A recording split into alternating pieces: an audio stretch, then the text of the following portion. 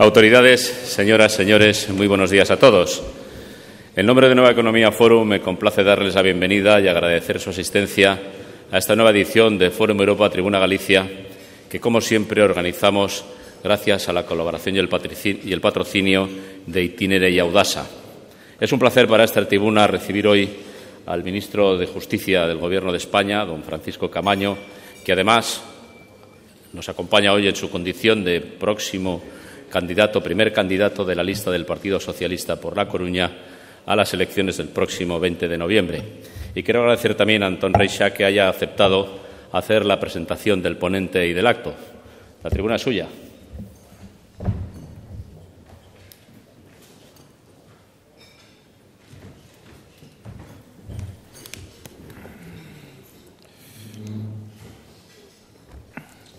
Moi bons días. Amigas e amigos, quero comezar compartindo e manifestando a honra e satisfacción de ter sido designado como presentador de Francisco Camaño neste acto de hoxe. Como a sinceridade ven sendo un ben escaso nos tempos presentes, quero sumar a esa afirmación o dato de que o vou facer desde a óptica e paixón do amigo recente e desde a convicción político-antropolóxica de fascinación por todos aqueles e aquelas nativos de Galicia que se abren paso no mundo exterior a nós, pero que rompen sempre os clichés do galego cortadiño e hermético, pero que nunca disimulan a súa galeguidade moderna, solidaria e eficaz. Súmanse en Francisco Camaño as condicións de grande experto en dereito constitucional. Non serei eu aquí quen as glose porque fixo de forma brillante o decano do Colexio de Abogados nesta mesma tribuna. E a esa condición de experto en dereito constitucional hai que sumar a de político vocacional que está rematando agora o seu importante paso polo Ministerio de Xustiza.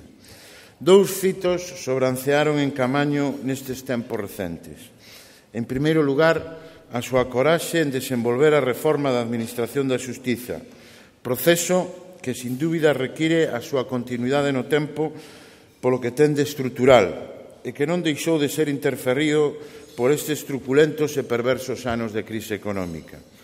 En segundo lugar, outra das súas coraxes, o que foi a súa defensa pública e enérxica do noso idioma en tempos de negación ruín e acomplexada e desbordando o que para algúns son os cínicos límites da corrección política.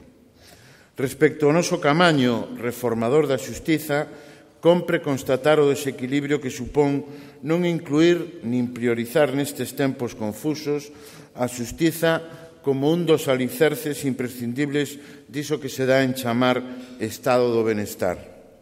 Non afrouxou Camaño na súa existencia e perseverancia en modernizar a oficina xudicial como un dos elementos ineludibles de garantía das liberdades individuais e colectivas e do principio de igualdade de oportunidades.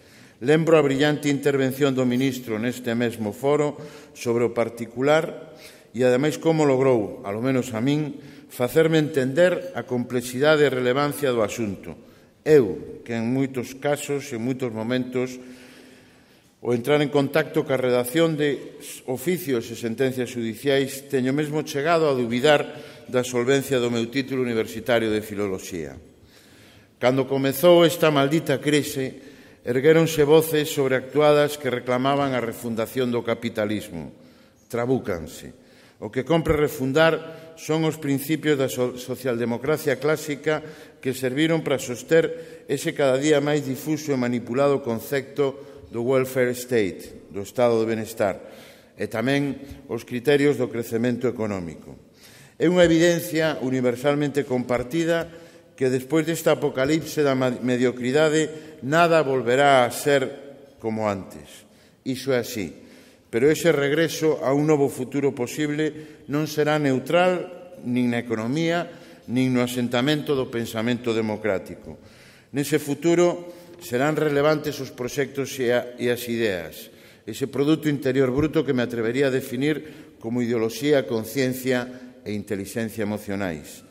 Pero non serán menos relevantes as persoas que o deseñen e xestionen.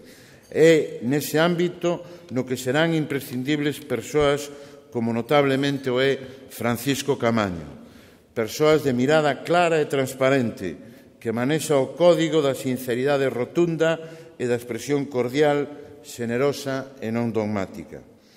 Obviamente, entendo que hoxe o cidadán Camaño se dirixirá a este auditorio como candidato e cabeza de lista polo Partido Socialista na circunscripción da Coruña. El, mellor ca ninguén, saberá argumentar a súa posición. Moito nos xogamos nesta convocatoria electoral, que se expresen os programas e as persoas. Porén, permítaseme, a risco de incorrer no políticamente incorrecto, erguer a mirada no futuro e proxetala nas vindeiras eleccións á Xunta e ao Parlamento de Galicia, sexan estas en 2012 ou 2013. É inapelable que a alternativa en Galicia só pode vir da confluencia dunha maioría social que, por encima de siglas existentes e con elas ou sin elas, xunte a esquerda e os centroesquerda convencionais, o nacionalismo tradicional e, desde logo, as posicións máis independentes e renovadoras da cidadanía para asentar unha eficaz cultura de coalición e cambio reformador. Nesa perspectiva, coxuenada por un amplo sentido da galeguidade e o galeguismo transversais, definidos por habitar o territorio da solidariedade e autoestima e que deixe moi lonxe a impune arbitrariedade irracional dos mercados. O cidadán Camaño, nesa perspectiva, ten que xogar un papel decisivo. Defendíase Camaño recentemente de algún reproche cainita coa afirmación de que el non é nacionalista. Pois nin falta que fai, diría eu. O mellor futuro de Galicia, penso, ten que ver con ese galeguismo plural e inclusivo. Camaño será unha peza imprescindible dese esperanzador puzzle. E o teu valor diferencial, amigo Camaño, é o de ser radical e civilmente galego, pero non nacionalista. Finalizo, e quero facelo referíndome a unha casual circunstancia que compartimos Camaño e eu, a música. Os dous pasamos por esa experiencia juvenil de formar un grupo de rock. El, un que se chamaba Siso, e eu, os Resentidos. Vaya nomes. Poucas iniciativas pode haber máis libres, independentes e ilusionantes na vida de ninguén que a de consumir horas de xuventude nun local de ensaio. Iso sí que é facer algo xenerosamente e libremente sin que ninguén cho mande ou cho impoña. E, por favor, créanme todos, os músicos somos boa xente. Desde a banda sonora do rock and roll do meu subconsciente e desde as miñas conviccións de galeguista republicano, proclamo a miña confianza e orgullo de ser amigo do cidadán Camaño. Prestémoslle atención. Moitas grazas.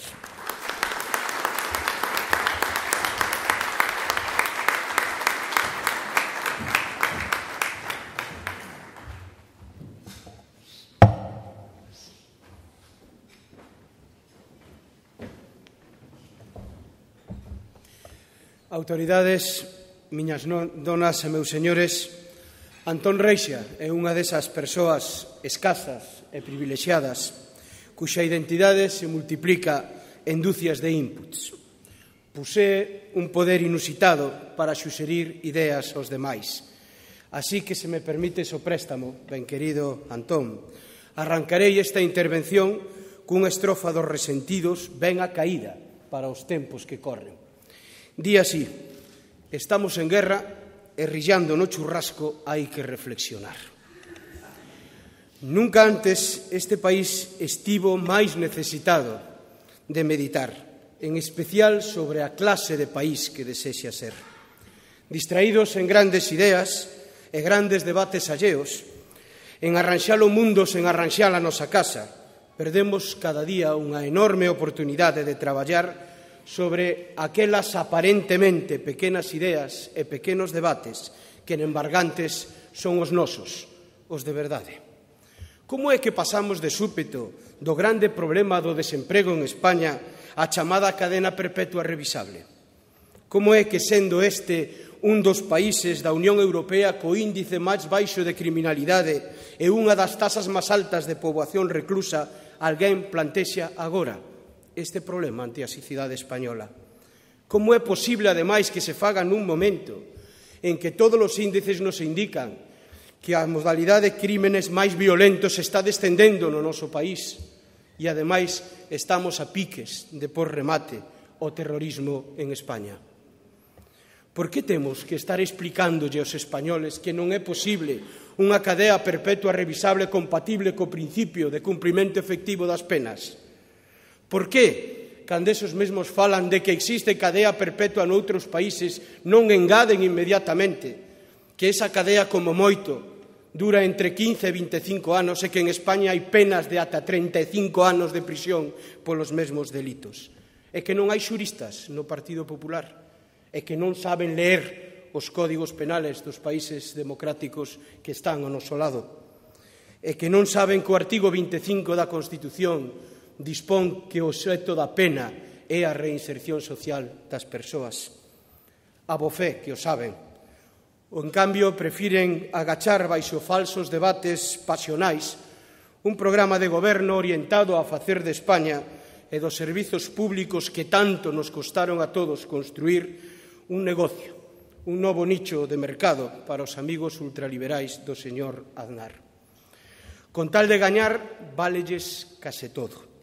Falsos debates ante a opinión pública, permanentes saídas de tono, bloqueo das institucións do Estado para impedir a súa renovación, uso partidista da crise económica. Agora ben, cando toca asumir responsabilidades, e a todos os que estamos en tarefas de goberno nos chega sempre ese día, a dereita culpa inmediatamente a outros. Que é incapaz de xestionar algunhas competencias, como lle pasa a Esperanza Aguirre coa de Xustiza, pois sinceramente devólvense. Esa é a solución. Antes querías, para presumir de que ia facer unha grande cidade da xustiza en Madrid, cos mellores arquitectos do mundo.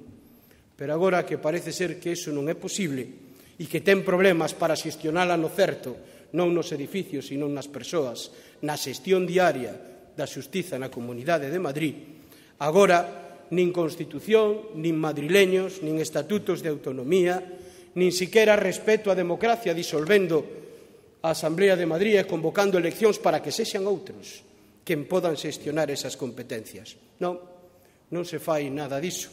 Seica-bonda con devolvelas e indirectamente culpar do seu fracaso a estrutura territorial do Estado. Que a fusión das caixas galegas poden darlle ao presidente Núñez Feijóo unha boa foto como gran mullidor dunha sorte de novo nacionalismo financiero a pesar das advertencias e dos riscos anunciados polo Banco de España? Pois fórzase a situación e mesmo se reivindican competencias ante o Tribunal Constitucional. Que a operación o cabo non sae como se pretendía, como se agardaba e a nova entidade financiera ten que ser intervida. Entón, inmediatamente, xa non se teñen as competencias que antes se reivindicaban, a culpa do Banco de España e, en lugar de dar explicacións a todos os galegos, aos que teñen os seus aforros e as empresas que necesitan o crédito, ponse o Atlántico por medio emprendendo unha viaxe ás Américas. E así cada día dos últimos anos. Unha actitude política que nos conduce invariablemente, e permíteme outro préstamo, Antón, a unha España e a unha Galicia caníbales, que devoran os seus fillos co apetito de Saturno. Non foron poucos os que viron vir de lonxe esa tendencia antropofáxica na que estamos todos atrapados. As pequenas sinais sempre preceden as grandes. Por eso debemos mirar debaixo deses falsos grandes debates, deses falsos grandes problemas cos que o PP intenta, aló onde goberna, tapar as súas vergonzas. Non é certo que a dereita xestione mellor que a esquerda. En Galicia podemos apreciar algúns desos pequenos aparentes debates, pequenos aparentes problemas. Un deles foi o da lingua. Alguén con escuras intencións decidiu nalgún momento que a nosa lingua era un problema para os galegos e as galegas.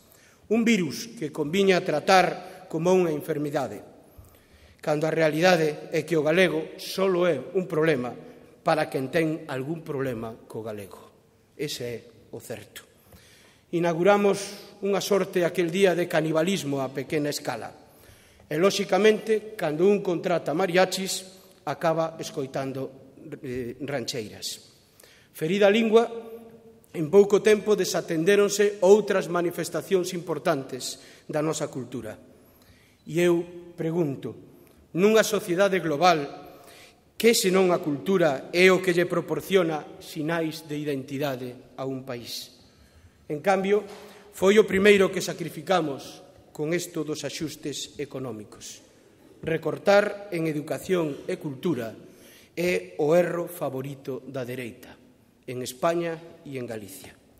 Tratouse dun sacrificio sanguento, como gusta ás veces na Xunta. E paseniño acabaron por desaparecer os medios de comunicación que facían do galego a súa ferramenta de expresión. A cultura galega é o que fai de Galicia un lugar único e, por tanto, un lugar moito máis valioso para todos. Non temos futuro sen identidade cultural, nin en Galicia, nin en España. Por que é tan difícil de entender esta afirmación? Fronte ao anterior paradigma, hoxe en día hai que pensar en local e traballar en global. E para iso, os referentes da cultura son pezas clave de todo o desenvolvemento social. Desgraciadamente, nestes últimos anos desmantelamos o noso patrimonio cultural. En que medida investimos no noso audiovisual, na nosa música, na nosa literatura, na edición, na traducción, na arte? En ningunha. Devorámolos. E o talento galego só precisa dun goberno que saiba habilitar o seu potencial. Dun goberno que, como acaba de facer a Universidade da Coruña, está atenta aos creadores e ao coñecemento e dalle o doctorado honoris causa a Manolo Rivas. Iso é traballar facendo país, recoñecendo o mellor que temos. Pero, como dicía, as pequenas sinais deron paso ás grandes, e as seguintes vítimas neste proceso foron o coñecemento e a sanidade, o medio ambiente, o sector financiero, o emprego. Quen nos defende? Cara a onde estamos a ir? Coido que necesitamos construir un modelo de desenvolvemento para Galicia pensado dende Galicia, coherente coa nosa cultura, coherente co noso urbanismo, coherente cos nosos sectores productivos, en definitiva, coa nosa forma de ser e de estar en Galicia e no mundo. Temos que ser quen de facer unha planificación razoable que fixe a población no territorio, que permita aos cidadáns identificarse con el, construindo novas oportunidades. Se somos capaces de que os galegos atopen alternativas neste país e teñan calidade de vida independente do lugar onde residan, estaremos pensando e actuando en galego e, ao mesmo tempo, traballando por unha España mellor. Pero, lamentablemente, dedicámonos a maioría das veces a importar debates e respostas foráneas. Facemos políticas planas, miméticas, sen unha reflexión acerca das nosas necesidades reais. Hai tempo que a política galega é unha inercia, un xogo de mans diante dun espello. Quizáis nada mellor que o momento no que nos atopamos para facerlle ver aos galegos que é necesario traballar por outro modelo de sociedade e que ese modelo encaixa á perfección nun proxecto de esquerdas para Galicia e para España. Para iso procesamos mobilizar as mentes máis brillantes, porque as hai. Moitas delas están neste mesmo lugar, aquí dentro. Outras, sinceramente, agardan a que sexan invitadas para poder participar. Urxe outro modelo. Para acadalo necesitamos promover acordos sociais en Galicia. Ao fin e ao cabo non somos tantos, menos de 3 millóns de habitantes ten a nosa comunidade autónoma.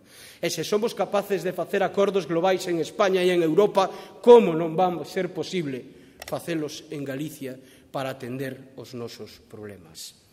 Pero para iso non hai que fuxir dos problemas, hai que afrontalos. Para iso non se pode culpar sistemáticamente de todo aos demais, buscar permanentemente enemigos externos. Precísase a coraxe de asumir responsabilidades. De a que acordos estón a falar? Pois falo de acordos, por exemplo, para o mantenemento da pesca de baixura entre o sector extractivo e o sector medioambiental. Falo de acordos para acadar unha política forestal de racionalización dos recursos. Galicia perde sistemáticamente poboación no medio rural en favor dos núcleos urbanos, o que provoca o abandono masivo de parcelas forestais. Hai persoas que ignoran onde están as propiedades de montes herdados dos seus pais, dos seus avós, das súas familias. Deberíamos ter unha política orientada a aproveitar mellor esos recursos, que permita, a súa vez, aproveitamentos gandeiros, a limpeza das fragas e a prevención dos incendios. É imprescindible dispor de explotacións agrarias intensivas e modernas, potenciar as cooperativas e abrir desde os poderes públicos novos mercados. E urxe un plan acuícola respetuoso co medio ambiente e non botar gaiolas ao chou como está a pasar co salmón na ría de Muros.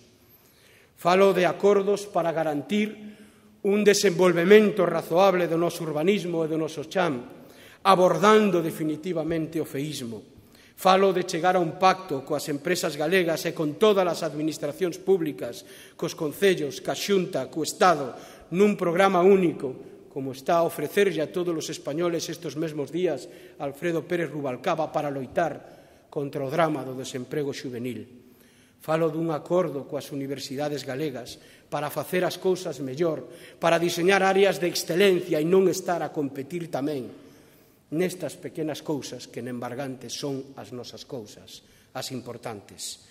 Falo, en definitiva, de acordos globais para atallar os problemas de Galicia, aqueles que nos son propios, os que nos complican a vida e os que compre achar pronto unha solución. Só haberá futuro para este país cando apostemos por eses grandes acordos dende Galicia e para Galicia. Hai campo para xerar e aproveitar novas oportunidades dentro das políticas do Estado e da Unión Europea. Pero para iso hai que ter unha visión constructiva e integradora de Galicia con España. Non podemos seguir explotando o victimismo. Non ten sentido algún seguir a falar dunha débeda histórica de España con Galicia.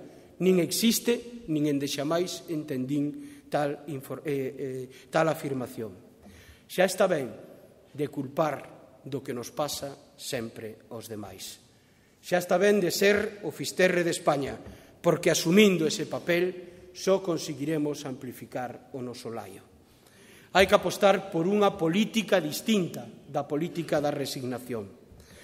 E para facer as cousas mellor en Galicia, compre aproveitar dúas ventaxes das que só os galegos estamos en posesión.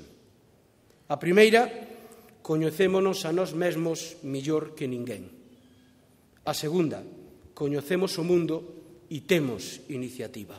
E estas dúas cousas tan sinxelas son nembargantes os secretos mellor guardados que temos.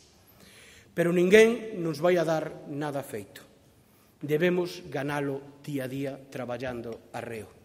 Só a nós nos corresponde velar polos intereses de Galicia como parte do proxecto común de España. Se facemos que Galicia mellore, España tamén mellorará. Non basta con ser galego. Como di o anuncio, vivamos como galegos. Non precisamos copiar a outros para construir e deseñar o noso futuro, nen para competir na sociedade global. Pódese estar nesa sociedade global sendo o que somos. Inda máis, na miña opinión, o único xeito de estar e sobrevivir nesa sociedade global é precisamente actuar como somos e do xeito que somos, ofrecendo ao mundo o que sabemos facer ben e, sobre todo, aquilo que só facemos nós. Aí está a posibilidade non só nosa como sociedade, senón tamén a dos nosos fillos. Temos que construir un proxecto de Galicia coherente con España e coherente con Europa.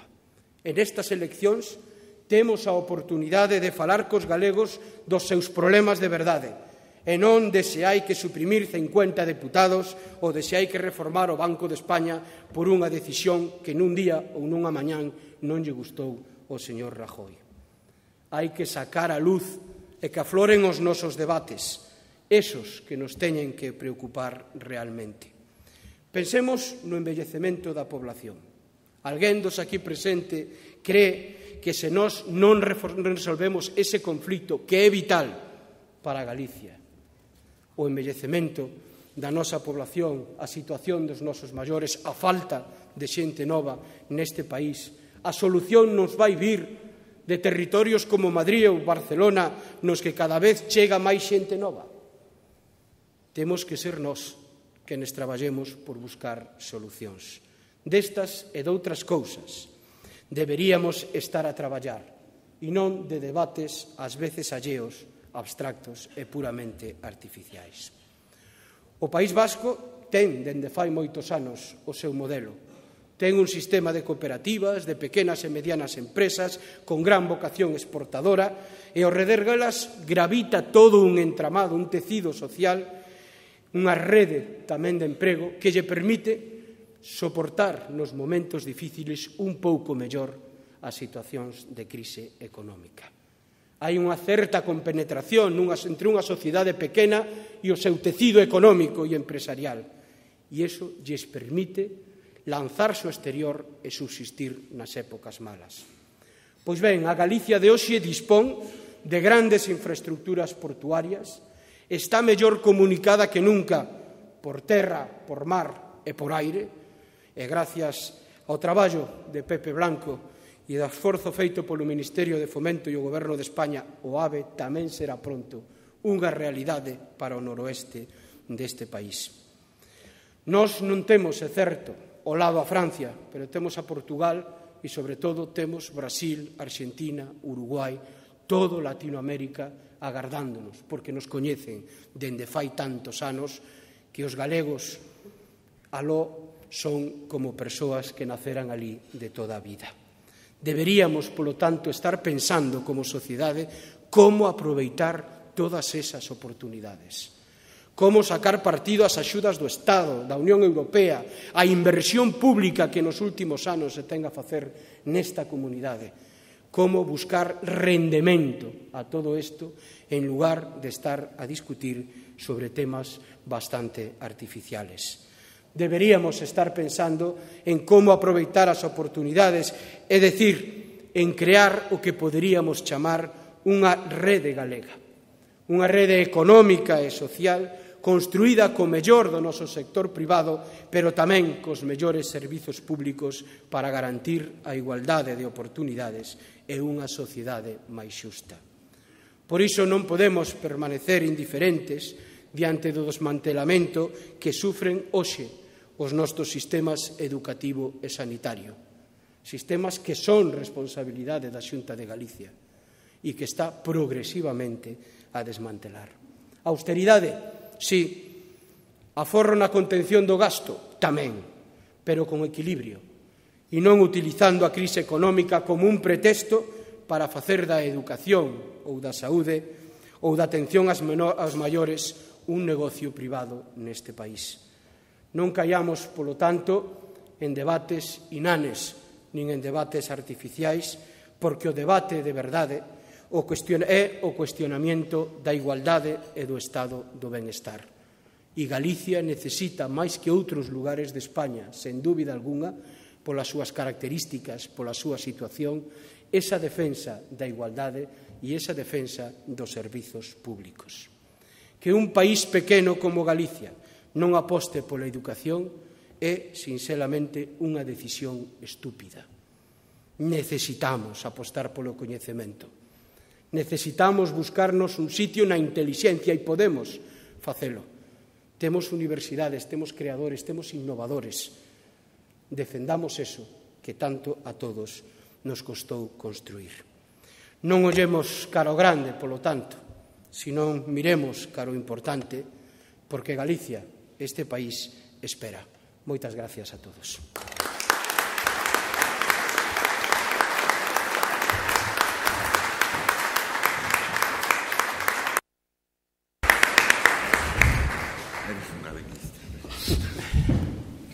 Muchas gracias, ministro.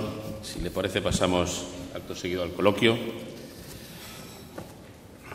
Por empezar por uno de los asuntos que le ocupa todavía y le ha ocupado en los últimos tiempos, la justicia, le preguntan por qué ha costado y sigue costando tanto la puesta al día de la justicia, porque ese ha sido un empeño de casi todos los gobiernos en los últimos 30 años y parece que siempre está o a medio hacer o a medio empezar.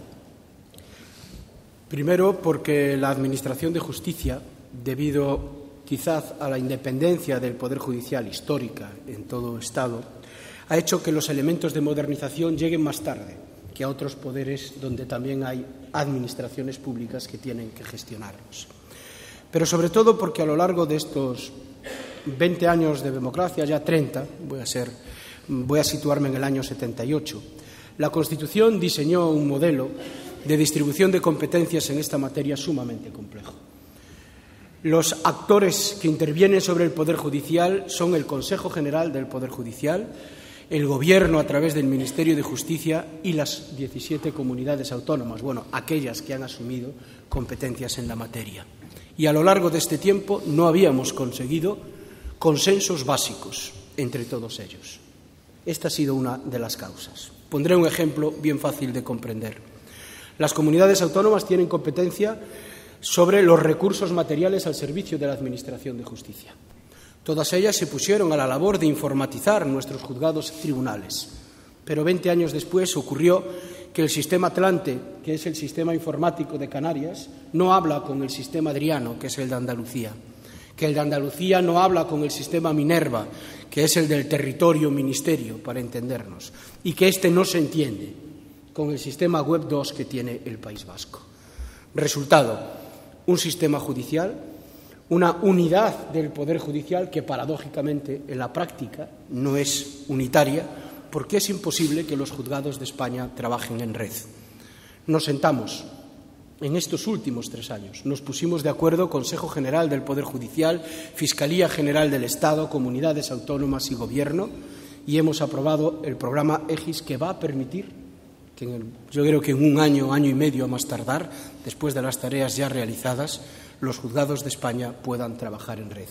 Es un ejemplo, pero sobre esto había otros muchos elementos necesitados de consenso en la política de justicia en España que, sin embargo, hemos asentado sin hacer ruido, como se hacen normalmente las cosas en el mundo de la justicia, con discreción, pero hablando mucho con las asociaciones judiciales, con los fiscales, con los secretarios.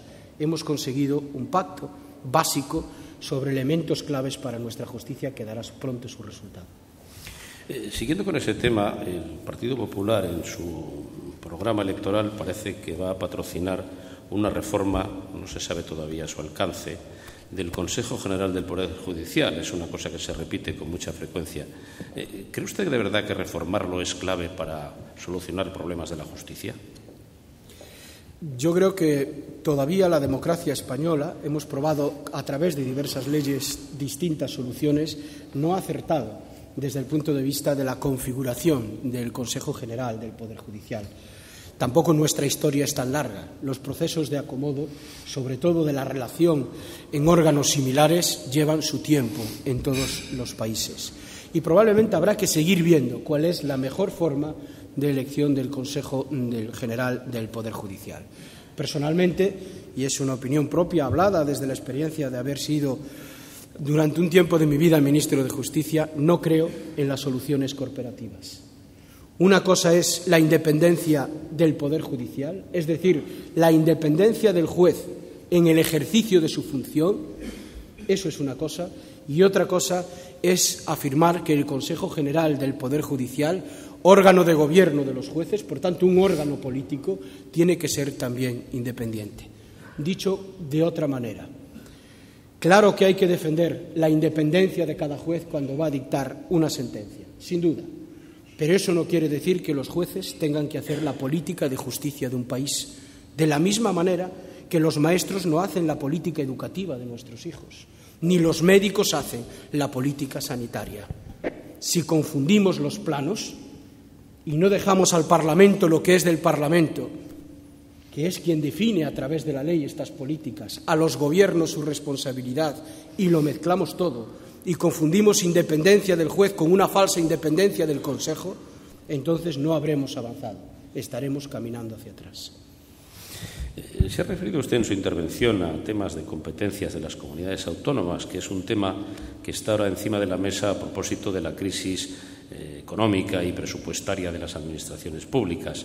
¿Cree usted que ha llegado el momento de revisar todo el reparto competencial para eliminar duplicidades que todo el mundo dice que existen, pero tampoco se sabe muy bien si son tantas como se dicen?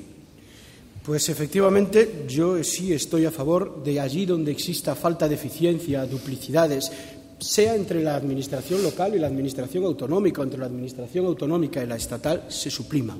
No está el país para adornos ni para costes superfluos.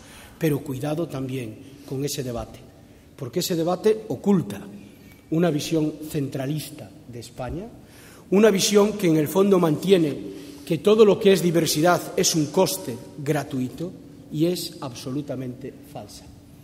En la sociedad que vivimos, en la sociedad del conocimiento, lo que genera riqueza son precisamente las redes, la capacidad de adoptar autónomamente decisiones dentro de espacios comunes. La sociedad anterior, la industrial, como todos los aquí presentes bien saben, era en la que se trabajaba en líneas de prestación del servicio desde un cerebro, la cadena de ejecución llegaba al final y había un producto. Ese modelo es antiguo, no es necesariamente más eficiente que el modelo de redes. De la misma manera, el Estado central no es más eficiente que los estados políticamente descentralizados. Estados Unidos es un Estado federal con amplísimo nivel de descentralización. Lo es Alemania, lo es México, lo es Sudáfrica, lo es la gran mayoría de los países desarrollados del mundo. Por tanto, el problema no puede ser en recentralizar para ahorrar.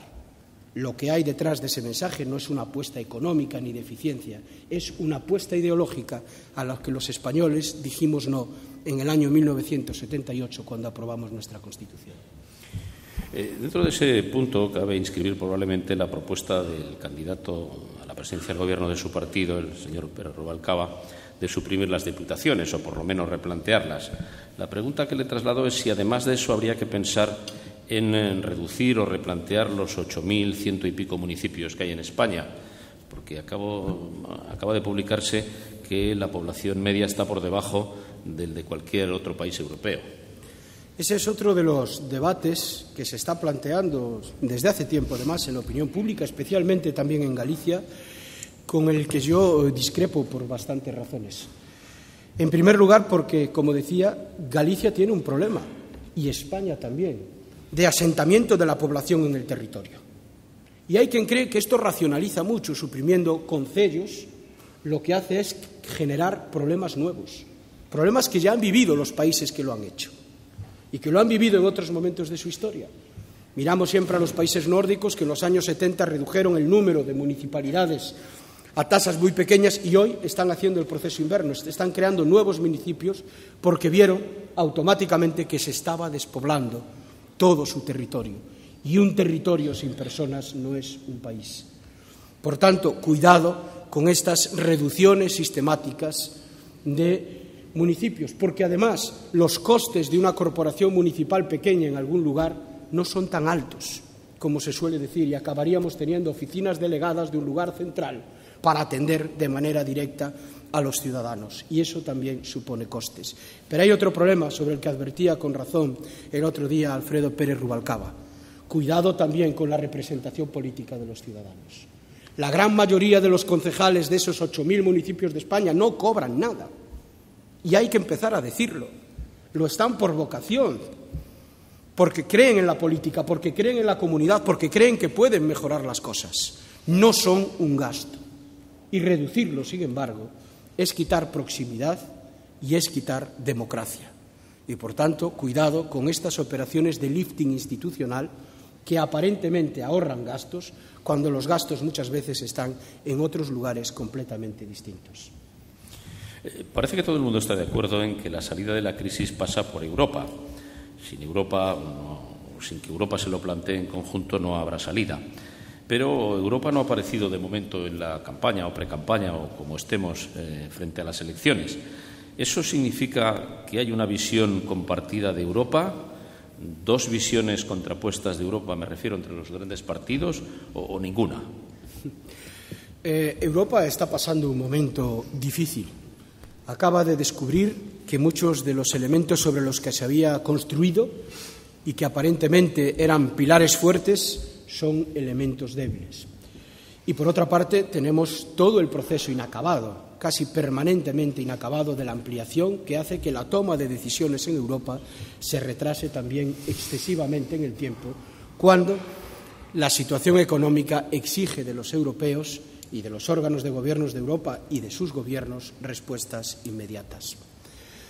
La única forma de salir de esta crisis es con más Europa. Yo creo que la gran mayoría de los gobiernos están convencidos de ello. El problema es cómo dar ese paso, ese nuevo paso para más Europa. Conseguimos tener una moneda única, pero tenemos muchísimas debilidades para la defensa de esa moneda. Muchísimas debilidades que se han puesto de manifiesto, por ejemplo, con toda la especulación en el mercado de la deuda. Tenemos una moneda única, pero no tenemos una política fiscal, ya no digo homologable, sino homogénea en todo el territorio de la Unión. Y tenemos problemas donde los esfuerzos de solidaridad son cada vez mayores. La crisis griega nos arrastra, pero esto exige decisiones políticas en Francia, en Alemania, en España, para salir al rescate de esos países, y las sociedades y los esfuerzos dentro de la propia Europa se resienten. Por tanto, hay que luchar en Europa. El Partido Socialista tiene claro cuál es su visión de Europa, tiene claro que necesitamos más Europa, pero también hay que decirle a Europa que hay muchas cosas en las que avanzar y que es necesario hacerlo ya. Otras fuerzas políticas, como el Partido Popular, ven estos escenarios de manera mucho más relajados, con mucha menos presión, porque prefieren una Europa más diluida, una Europa con menos potencia, que permita, dicho de otra manera, moverse mucho mejor a los mercados y que mantenga espacios mayores de desregulación. Nosotros creemos todo lo contrario. De esta crisis solo saldremos con más Estado, con más Europa, con más normas y con una mejor ordenación de los mercados financieros y económicos. Le traslado ahora una pregunta que viene directamente del sindicato USO. ¿Por qué el Ministerio de Justicia permite a las distintas administraciones y ministerios, si es que es lo que ocurre, evadirse del cumplimiento de sentencias, incluso del Tribunal Supremo, sobre que este sindicato debe participar en la función de representatividad en los diferentes organismos institucionales? El Ministerio de Justicia cumple aquellas sentencias en las que es parte. Quien vela por el cumplimiento efectivo de las sentencias son los tribunales de justicia de nuestro país. Por tanto, allí donde el Ministerio de Justicia es condenado como tal, cumplimos inmediatamente, como no puede ser de otro modo en un Estado de Derecho, con las sentencias que imponen los tribunales. Desconozco los otros elementos a los que se puede estar haciendo referencia con la pregunta. Desconozco esos otros asuntos, pero en todo caso el Ministerio de Justicia no es quien tiene que velar por el cumplimiento de las sentencias. Eso es algo que la Constitución atribuye exclusivamente a los jueces y tribunales que forman parte e integran el Poder Judicial del Estado. Ha hablado usted en su intervención del papel clave de la educación y le traslado ahora una pregunta relacionada con eso. De acuerdo con el decreto que dará marco legal a la fusión de universidades, ¿cree que las 3 universidades gallegas deben optar por ese camino para subsistir o por otro? Yo creo que las 3 universidades gallegas deben de buscar sinergias y trabajar en muchas cosas juntos, y que eso será muy bueno para todos los gallegos. Gastamos, por ejemplo, muchísimo dinero en becas, no solo de instituciones públicas, sino también instituciones privadas, empresas, fundaciones que ayudan con becas a nuestros hijos. Pero esas políticas y esos planes de becas diversos, hechos desde la mejor voluntad, muchas veces se diversifican, se pierden en el camino. Las 3 universidades gallegas, la Xunta de Galicia y algunas empresas de Galicia, por ejemplo, podían tener un centro de referencia para los jóvenes gallegos que quieren doctorarse, que son personas sobresalientes en cada una de sus funciones, y tener ese centro de referencia conveniado con una universidad como Oxford o conveniado con una universidad como Cambridge o con alguna universidad norteamericana. Eso no solo haría que hubiese gallegos en los mejores centros intelectuales del mundo, sino que además, en la medida en que estuvieran allí, hablasen bien de Galicia, de las empresas que lo han apoyado, de las fundaciones que le dieron sus becas. Ese tipo de esfuerzos tenemos que empezar a hacerlos y las 3 universidades deben ser, en mi opinión, motor de ese tipo de iniciativas. Estoy seguro que si lo hacen, la sociedad gallega estará a la altura de esa exigencia. En cualquier coloquio acaban apareciendo asuntos de actualidad y entonces hoy también aparecen. El primero que le traslado es el de las cajas y las indemnizaciones. Hay 2 preguntas.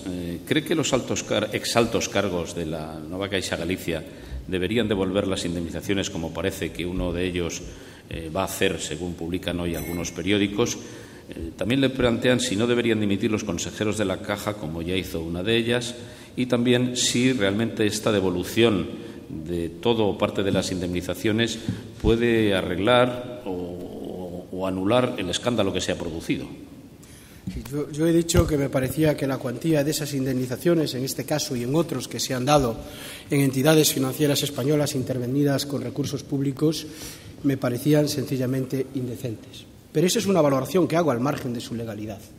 Pueden ser perfectamente legales, desconozco si lo son o no, de acuerdo con las normas de los contratos de alta dirección, el tiempo en que se hayan hecho, y otra cosa es la valoración política que hago en un momento como este como ciudadano, sobre todo cuando se trata de entidades intervenidas donde está dinero de todos los españoles, dinero también, en este caso, de todos los gallegos. Por eso me parece un muy buen movimiento que personas que hayan tenido derecho a esa indemnización, probablemente con el debido respaldo legal, estén en disposición de entender esta realidad, de negociar y devolver parte de esas cantidades. Creo que es un gesto que, si estaba dentro de la ley lo que había percibido, como ciudadanos también les honra. Y creo que esa es la línea de trabajo que debe tener la nueva entidad. Primero, averiguar internamente si se ha cumplido y respetado la ley en todo su momento. También hacer esa investigación interna del Consejo de Administración de la entidad. Y después hablar, dialogar, mantener una conversación fluida y de persuasión sobre estas otras personas para llegar al acuerdo y al entendimiento. Es lo mejor que nos puede pasar a todos los que queremos una entidad financiera en Galicia, a todos los que queremos que finalmente el dinero público invertido sirva para tener un banco de todos los gallegos y que podamos recuperar también esa financiación que hoy temporalmente prestamos y que es de todos los españoles. El otro asunto de actualidad, se puede usted imaginar que es esa llamada conferencia de paz que hoy se va a reunir en Euskadi. Aun siendo conscientes de que el Gobierno ya ha dicho a través de su portavoz que no iba a valorar el encuentro, hay 2 preguntas que le traslado. 3, mejor dicho. ¿Qué le parecen las críticas del PP a este encuentro? La segunda, si comparte usted o tiene usted algún indicio que avale lo que la prensa internacional anticipa hoy de que podría producirse un anuncio definitivo del fin de ETA en las próximas semanas. Y el tercero es más técnico y más relacionado con su posición de ministro de Justicia. ¿Qué margen de maniobra hay para esa reinserción que desde algunos sitios se reclama dentro del ordenamiento institucional o legal español? En relación con la conferencia, creo que no hay nada más importante en una comunidad política que trabajar por la paz cuando se tiene esa oportunidad, sobre todo cuando se hace desde la buena fe. Trabajar por la paz siempre es algo que merece, en mi opinión, el respeto de todos. Una cosa es eso y otra cosa es el compromiso que desde los gobiernos hay que tener con las políticas públicas en la lucha contra el terrorismo. Y ni el Gobierno vasco ni el Gobierno de España está en esa conferencia. Allí hay personas que desde su buena fe trabajan por la paz y ojalá eso sea el sentido y ojalá se consiga y ayuden los esfuerzos que allí se dan. Pero mientras eso ocurre, también es importante subrayar que los gobiernos, las instituciones, nos mantenemos firmes en nuestro compromiso de defensa del Estado de Derecho y firmes en la lucha antiterrorista. O dicho con otras palabras, que esos escenarios ayudarán, pero no vamos a ceder en la aplicación de la ley, en la aplicación de las sentencias de los tribunales, en el necesario respeto a las víctimas. Esa política antiterrorista es precisamente la que nos ha traído hasta aquí y, por tanto, ahora, en estos momentos finales, todos debemos mantenernos también en la misma posición. Lo que ayude, bienvenido sea, pero en un Estado de Derecho hay leyes y hay sentencias.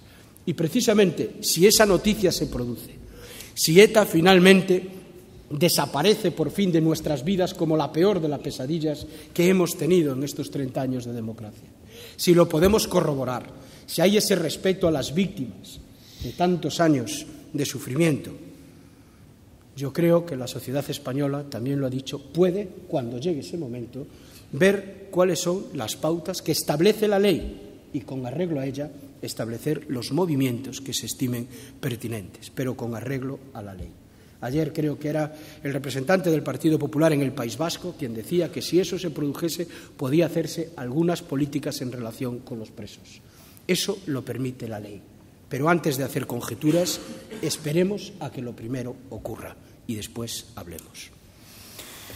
También es de actualidad la convocatoria electoral. Usted está hoy entre nosotros también en su condición de cabeza de lista por A Coruña.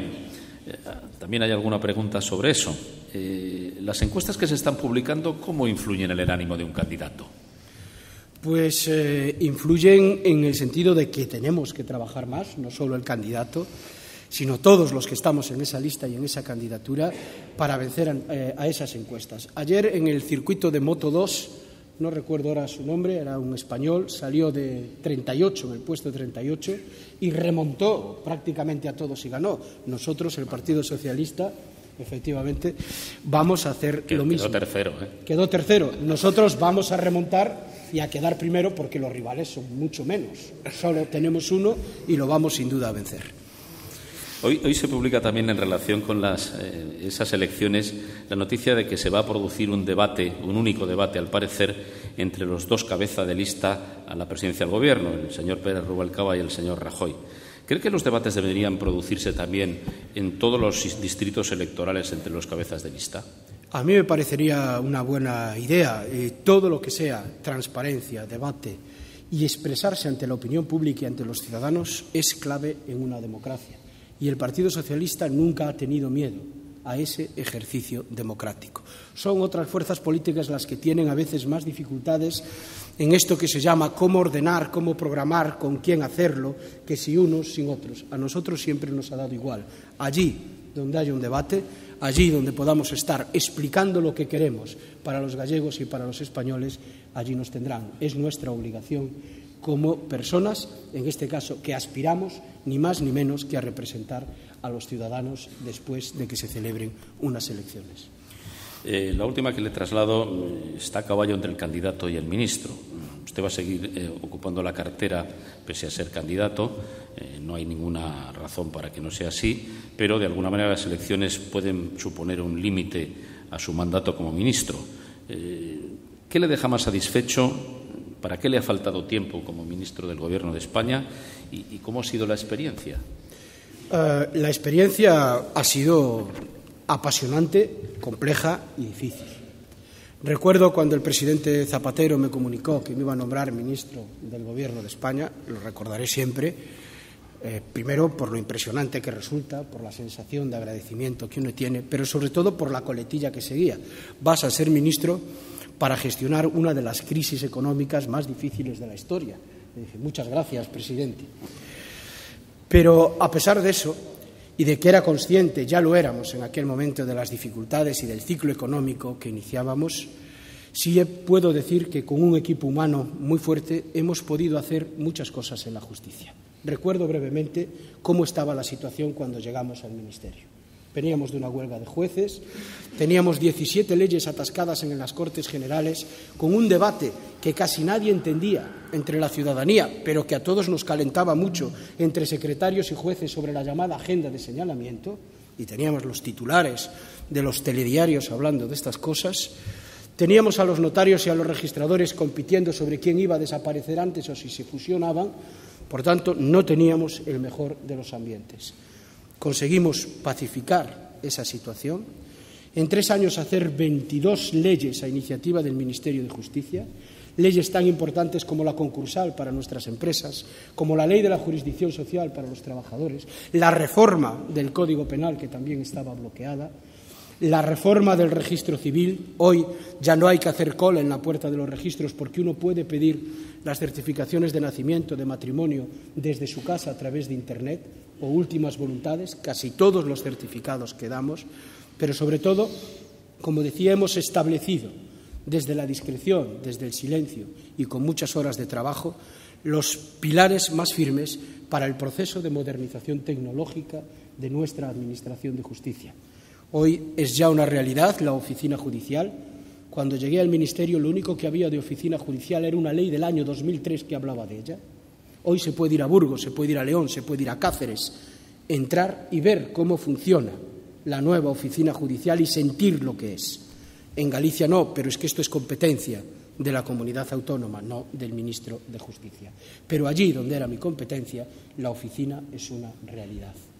Eso es lo que hemos hecho y creo que con la colaboración de muchos, del Consejo General del Poder Judicial, de la Fiscalía General del Estado, de las comunidades autónomas, hemos dado un salto importante en nuestra Administración de Justicia. No, definitivo, no. Que se nota rapidísimo, no, necesitaremos tiempo, pero las bases están asentadas. ¿Y qué le hubiera gustado y no ha podido o no ha tenido tiempo? Me hubiese gustado aprobar 2 leyes que ya estaban ahí. Las 2 son fundamentales para ese proceso de transformación. Una, la ley de tribunales de instancia. Es una ley necesaria y venga el gobierno que venga, yo espero y estoy casi seguro de que va a ser un gobierno socialista a pesar de las encuestas, esa ley es clave para el país. Cuando se necesita un juez, no podemos financiar la creación de un juzgado. Donde se necesita un secretario, no podemos crear un juzgado. Si hacen falta 3 tramitadores, no hay que crear un nuevo juzgado. Sin embargo, en la legislación actual, si hace falta un juez o un secretario, la única solución posible es crear un juzgado nuevo, una nueva estructura. Eso no es eficiente, no es económico y es contrario a la lógica de cualquier administración. La ley de tribunales de instancia permitirá que el primer nivel de la jurisdicción funcione como los otros, colegiadamente. Y, por tanto, si hace falta un juez, se pone un juez. Si hace falta un secretario, se pone un secretario. Y lo que es mejor, acabaremos con eso de que el juzgado número 1, en asunto igual, dicta sentencia contraria al juzgado número 2. Y eso los juristas lo explicamos, pero los ciudadanos, con razón, no lo entienden. Y la segunda, la ley de enjuiciamiento criminal. Es fundamental. En 30 años de democracia nadie se atrevió a enseñar la patita. Cada vez que algún ministro, del color político que fuese, decía que iba a tocar el procedimiento penal, automáticamente se producía un fervor patrio acerca de esta cuestión que siempre gravitaba en torno a un debate entre fiscales y jueces a la hora de ver quién tenía la instrucción, la fase de investigación. Y mientras esto ocurría en 30 años, no tenemos segunda instancia penal tal como exige el Tribunal Europeo de Derechos Humanos. No tenemos garantías para la celebración de determinadas pruebas en la ley y gracias a la jurisprudencia de los tribunales y del Tribunal Constitucional han ido colocándose. Tenemos todavía restos de un sistema inquisitorial antiguo que viene del siglo XIX, en absoluto compatible con un sistema democrático que hemos parcheado y debido, como digo, a esa especie de guerra entre quién es quién, entre jueces y fiscales, los que hemos padecido esa situación en estos 30 años somos los verdaderos protagonistas de esa ley, que no son los jueces ni los fiscales, son los ciudadanos. La ley de enjuiciamiento criminal supone cambiar la forma de tramitar y de procesar el 70% de los asuntos que circulan por los tribunales de este país. No hay modernización posible de la justicia si no se cambia el proceso penal. Y solo daré un dato. De ese 70% de asuntos, solo llegan a sentencia algo menos del 26%. ¿Dónde van tantas horas de trabajo, de trámites, de papeles, de gastos de toda esta organización? Si de los 10 millones de asuntos el 70% son penales y de ese 70% solo llegan a sentencia el 26%. Algo hacemos mal. Nadie se atrevía a ponerlo negro sobre blanco, lo hemos hecho. Hoy en España hay por primera vez en la democracia un anteproyecto de ley de enjuiciamiento criminal. Es cierto que al haberse adelantado las elecciones ya no es ley, ni lo va a poder ser. Pero ese anteproyecto de ley ha sido analizado por universidades, por teóricos, por jueces, por fiscales y, sorpresivamente, una vez que uno baja del cielo a la realidad, una vez que deja los grandes debates y se pone a redactar artículos, más allá de pequeñas cosas, resulta que ahora al menos hay un gran consenso en la comunidad jurídica acerca de que ese anteproyecto de ley es un buen anteproyecto y esa es una buena solución. Pues bien, estoy también convencido que gobierne quien gobierne, lo que allí está se convertirá finalmente en ley y que eso será bueno para todos los españoles. Muy bien, pues Pedro Pérez, presidente de Itinere, cerrará el acto en nombre de los patrocinadores que hacen posible esta tribuna. Gracias, Enrique.